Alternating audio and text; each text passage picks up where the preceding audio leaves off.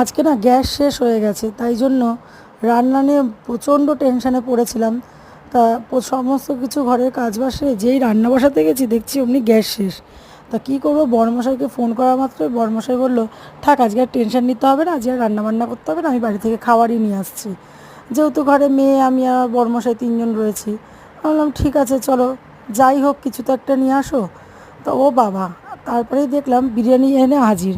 তা একটু মটন বিরিয়ানি নিয়ে এসছে, সঙ্গে একটা দো পেঁয়াজা মাশরুম নিয়ে এসছে, আর তার সঙ্গে নিয়ে এসছে বাটার গার্লিক ক্রিস্পি মাশরুম। তা যাই হোক, সব কিছু তো আর এখন একবারে খাওয়া যায় না। তা এখন আমরা তিনজনে মিলে একটু বিরিয়ানি খেয়ে নিচ্ছি, ওর সঙ্গে স্যালাডও আছে, আর একটু কোল্ড ড্রিঙ্কসও আছে।